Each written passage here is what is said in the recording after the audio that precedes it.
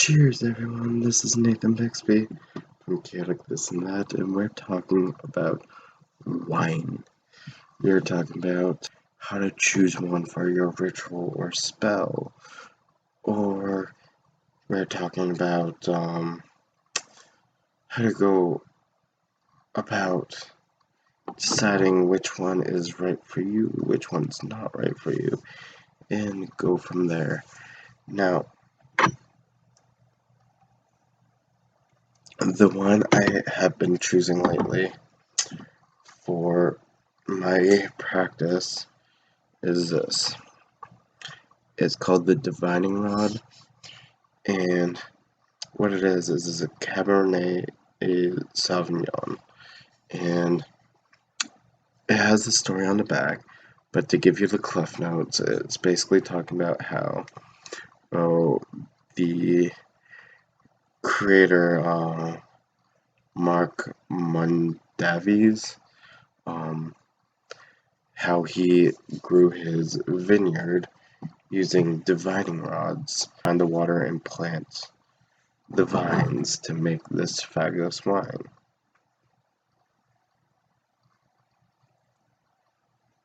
Now, with choosing a wine, I'm not a professional, but this is how I go about it.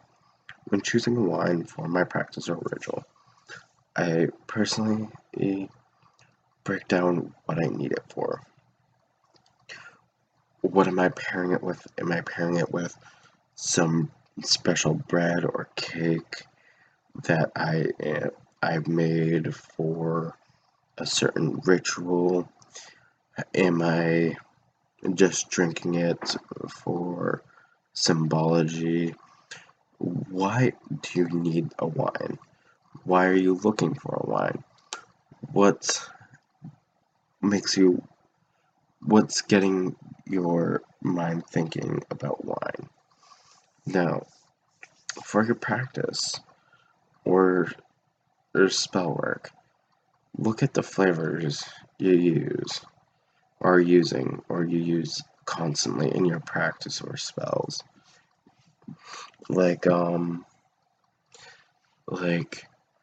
say you have a spell that you have this really flowery, let's say you're using lavender and maybe some lemon or some apples, just break down your spell to the bare ingredients and say, hey, okay, I am looking for a wine that has these flavors, that complements this, complements that, and see what really works with you or works with the spell. And if you have no clue what exactly you're looking for, then there are people and resources to help you. You can go to your local gourmet wine shop or liquor store. I'm sure liquor stores have people informed. You can ask them. You can be like, I'm looking for a wine that has hints of cinnamon, this spice, that spice, maybe a little gingery, maybe a little lemony, maybe a little lavenderish. I mean, go to these people and say, hey, what do you think about these flavors? And help me break down on them to get to a wine that will work with them. Now with me, I'm working with the divine masculine a lot. And masculine to me means red wine. I mean, does red wine mean it's masculine for everyone? No. I mean, I think Hecate, people who work with her, I think red wine might work with her a lot well.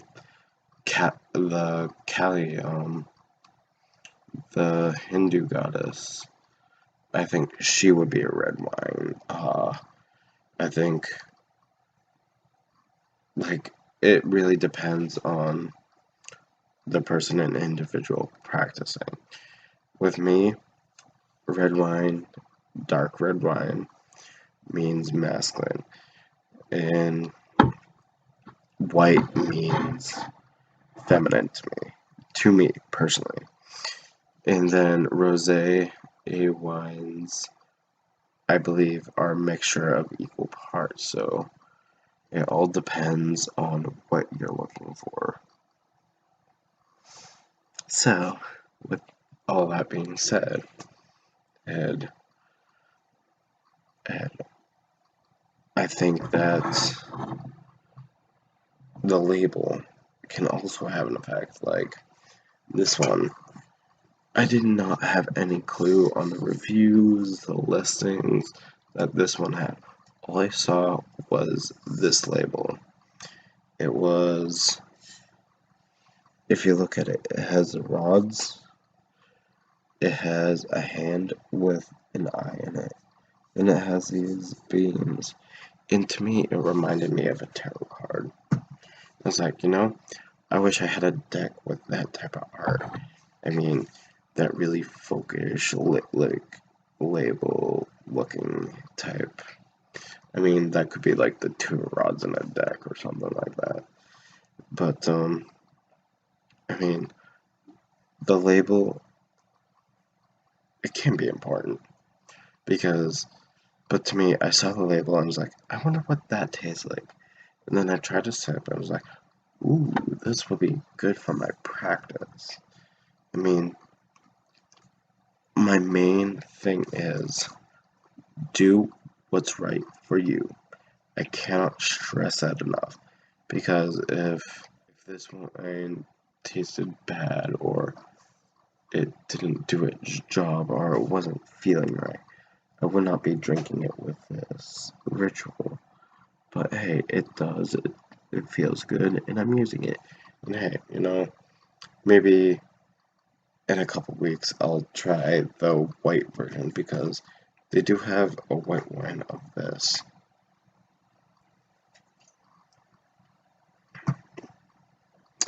A white wine of this that I do want to try. And I think that would be interesting. And maybe that will be my feminine, or it might be my new masculine, or it might just be my party drink. So, yeah, I mean, it's good. I like it. This particular wine has really,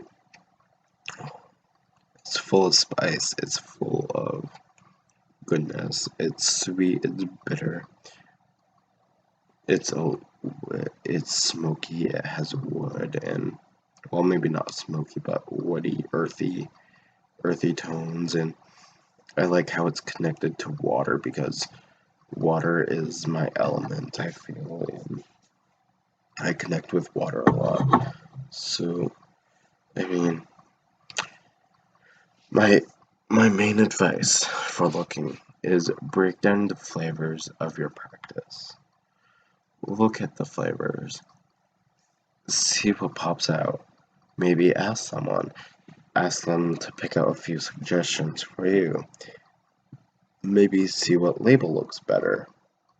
Or pick it out by the label and try it.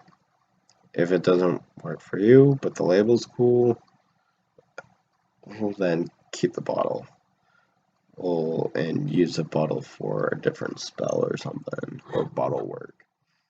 And then try another one. I mean, do not give up if you do not find the right wine, because there are billions of wines out there, and I'm sure one will work with your practice. But you have to make sure whatever you do in your practice, whatever you feel, whatever you do, whatever you get, works for you.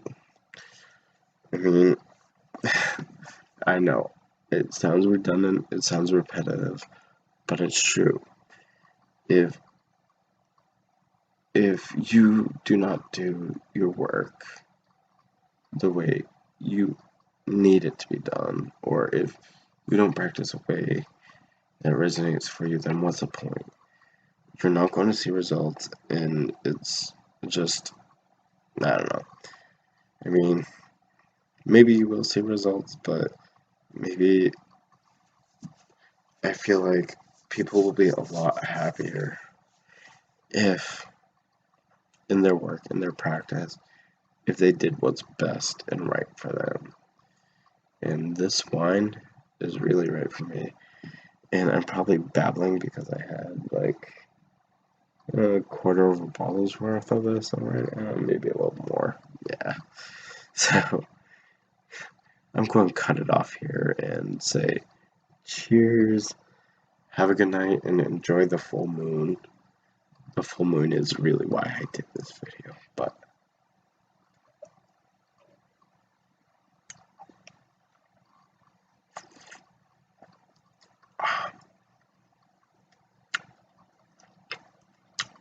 ooh,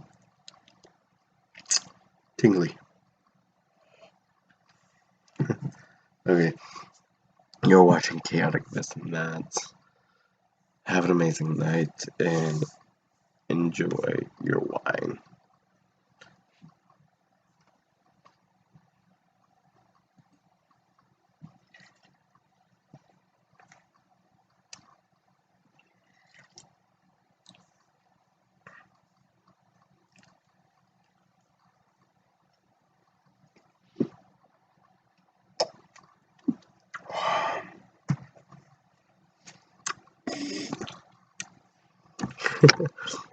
Okay, I'm just messing with you guys. Bye.